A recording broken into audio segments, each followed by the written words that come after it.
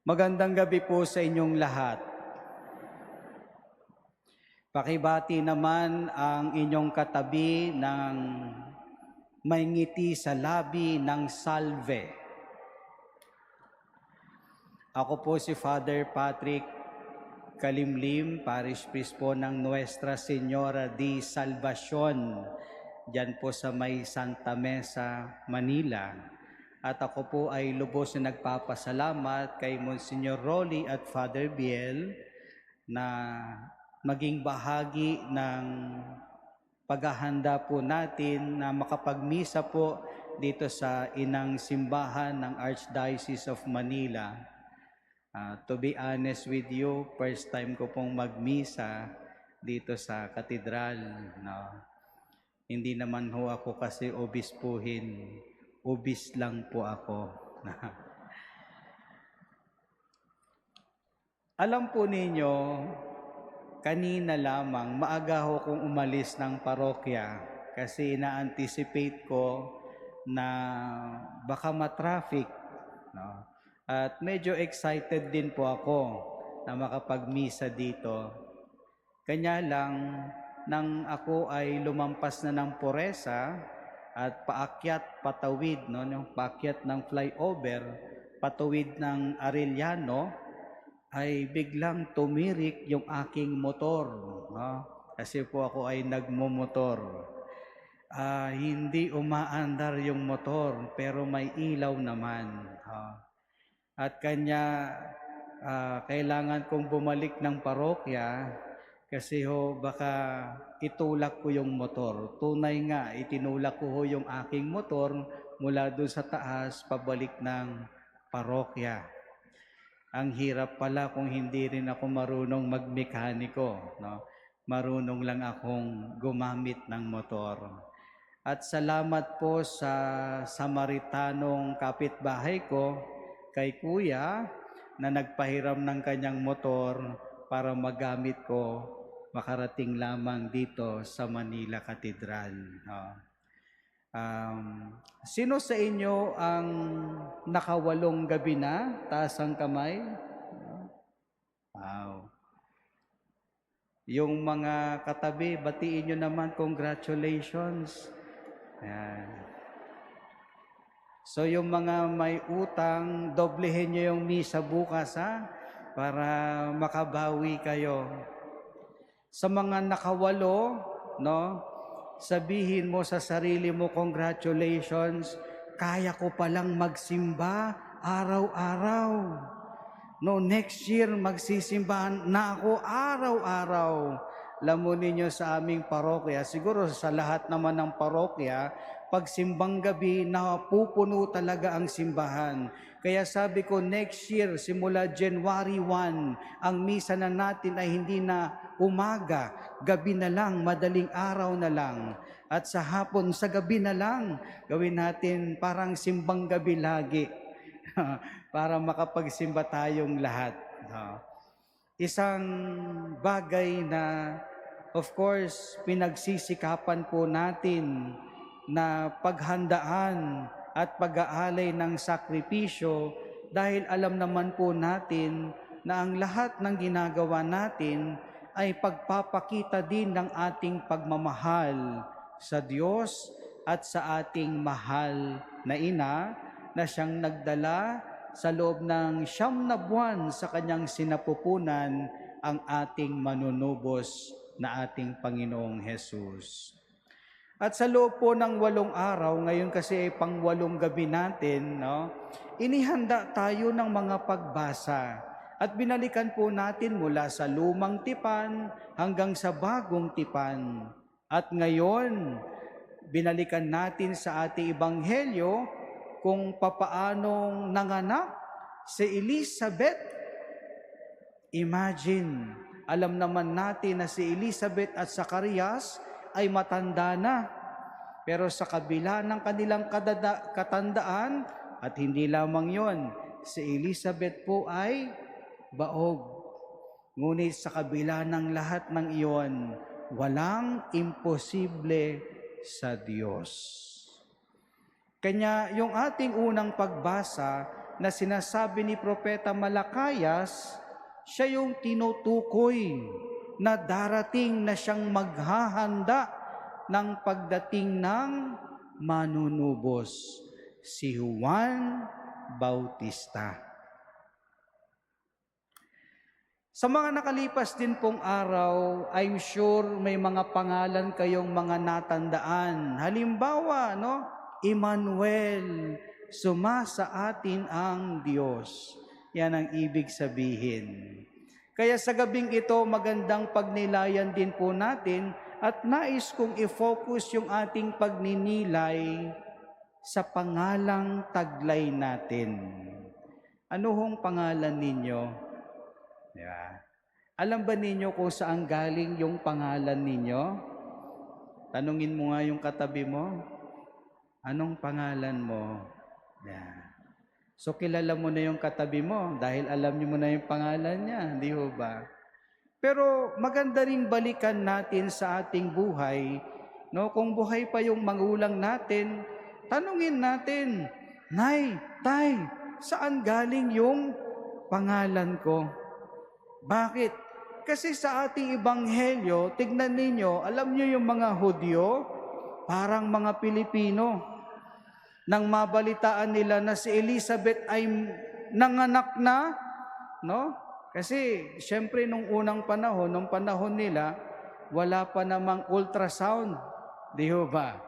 Syempre hindi naman pwedeng sabihin ni Elizabeth, "Uy, buntis ako. Laki na ng tiyan ko." Di ba? Yan.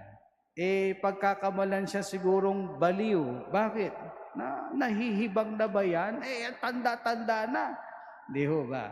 Yeah. Pero kung titignan natin, nang manganak si Elizabeth, yung mga kapitbahay, di ba? Parang mga Pilipino, mahilig. Ayun, usosero, usosera. Hindi lang yon. Gusto pang mangialam. Lalo na, uy, anong pangalan ng bata? Di ba may mga kamag-anak tayong ganyan, Dahil first baby, uy, pangalan mo ito, ipangalan mo ito. Ganyan. Nakakatuwa. Kaya nga, siguro, sa pangalan nating taglay, ano kaya ang ibig sabihin ng pangalan natin? Baka sa pangalan natin, nandoon din ang misyon natin sa buhay. Yan. Kaya sa mga nagdadalang tao ngayon, kung manganak kayo, pakiusap, gandahan nyo naman ang pangalan na ibibigay ninyo sa inyong anak. Alam po ninyo, tuwing ako po ay magbabasbas ng sasakyan, ng motor, kahit e-bike, Kapag tumaon sa piyesta ng Santo, tumaon sa piyesta ng Santo at nagpabasbas siya. Halimbawa, September 23 ngayon, kapistahan ni Padre Pio. Halimbawa lang, pag mapapabless siya, Father, paka-bless. O anong ipapangalan natin sa motor mo? Father, Red Rider, mga ganon. Kasi kulay pula yung motor niya. O di naman kaya bibigyan ng pangalan na Whitey, mga ganyan. Kasi kulay puti yung kanyang motor o sasakyan. Lagi kong sinasabi sa kanila, alam ninyo, ngayon ay piyesta ni San Padre Pio. Ipangalan ninyo yung motor ninyo o sasakyan ninyo kay Padre Pio. Yan. Pio ang pangalan niya. Bakit, Father? Kasi nang sa gayon, kapag gagamitin mo yung motor mo, Pio, maalala mo si Padre Pio at magdadasal ka, hihingin mo yung kanyang panalangin para iligtas ka sa kalsada. Yon. Ganun ang ginagawa ko. Kanya sa susunod na magpapabindisyon kayo ng sasakyan, kahit e-trike yan, ipangalan nyo sa Santo o Santa, sa paborito nyong Santo at Santa. Nang sa gayon may magdadasal sa inyo habang kayo'y naglalakbay. 3 pangalan. ang nais kong bigyan ng paliwanag sa gabing ito. Una, Elizabeth. Siya kasi yung nanay ni Juan Bautista na asawa ni Zacarias. Alam po ba ninyo na ang pangalang Elizabeth ang ibig sabihin po ay God promise. Nangako ang Diyos. Kaya sa mga Elizabeth, ang pangalan dito, tandaan ninyo, nangako ang Diyos. At kapag nangako ang Diyos, tinutupad niya ang kanyang pangako. Bagamat sasabihin natin ang tanda ni Elizabeth, pero remember, my dear brothers and sisters, God's time is always on the right time. Kanya, sana sa kabila ng ating mga pinagdadaanan, patuloy tayong umasa at magtiwala sa Diyos. Dahil kapag siya ay nangako, tutuparin niya ang kanyang pangako. Yan ang ibig sabihin ng pangalang Elizabeth. Ano naman ang ibig sabihin ng Zacarias? Siguro naman dito sa atin na nagsisimba, wala nang pangalang Zacarias, ano? Mga tatay, mga lolo, may Zacarias ho ba sa inyo? Wala na, no? Marahil lumang pangalan na. Pero alam ho ninyo, napakaganda ng pakahulugan ng pangalang Zacarias. Ang ibig sabihin po ng Zacarias ay God remembers. Yan. Sa makatuwid, hindi nakakalimot ang Diyos. Hindi nakakalimot ang Diyos. So, Elizabeth, God promise. Zacarias, God remembers. Tayo kaya, nakakaalala pa ba tayo? Yan. Tayo kaya, tinutupad ba natin yung pangako natin? Kasi marami sa atin, Lord, promise, magsisimba ako, kukumplituhin ko yung simbang gabi. At pag nakumpleto ko ang simbang gabi, pengi regalo. Di ba? Ganon tayo eh. Pero mga minamahal kong kapatid, araw-araw may regalo tayo mula sa Diyos. Yan ang kanyang anak na si Jesus. Panghuling pangalan, Juan ang kanyang pangalan. Juan ang kanyang pangalan. Alam po ninyo, yung pangalan ko po ay John Patrick. Pero tinanong ko din po yung nanay ko kung bakit John Patrick ang pangalan ko. Juan din ang pangalan ko. Ang sabi ng nanay ko, yung John daw ay kinuha sa palayaw ng tatay ko. Kasi yung tatay ko, ang palayaw niya ay Juan. In English, John. Pero ang tunay niyang pangalan ay Romeo.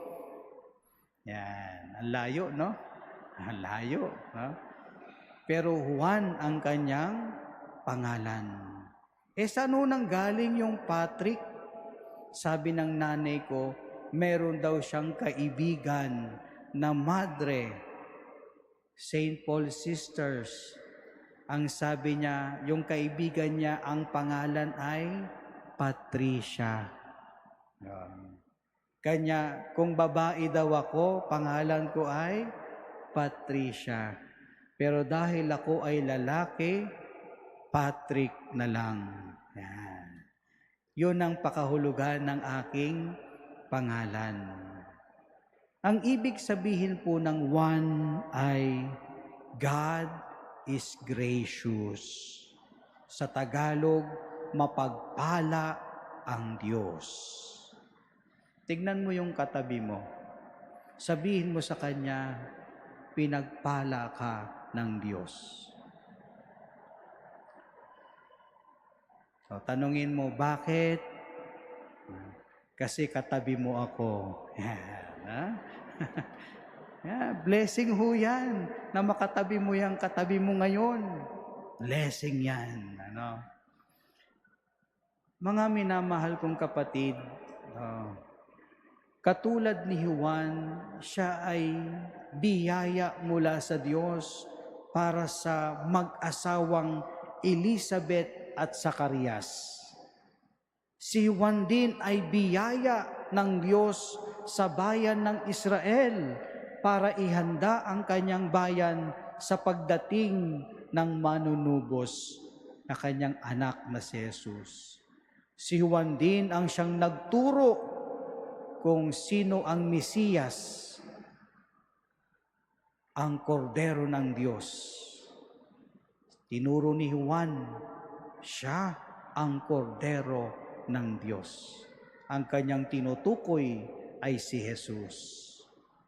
Si Juan din ang siyang naghanda hindi lamang ng daraanan ni Jesus, kung hindi para sa ating lahat, sapagkat ang kanyang panawagan ay talikdan at pagsisihan ang ating mga kasalanan.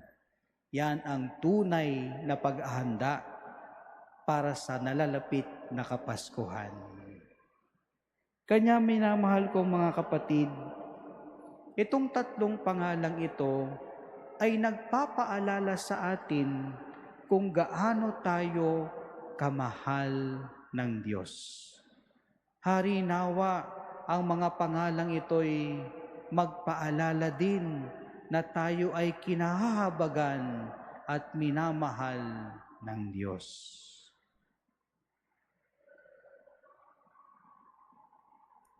Muli, tignan mo yung katabi mo.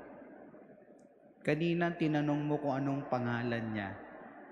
Kanina sinabi mo na mapalad siya dahil katabi mo siya. Sabihin mo sa kanya ngayon, Juan. Sige, sabihin mo, Juan.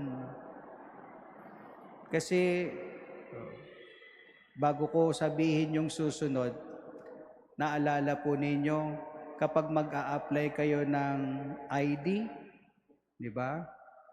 Ang pangalan ng Pilipino ay Juan de la Cruz. O yan. Kaya ang pangalan nating lahat ay Juan.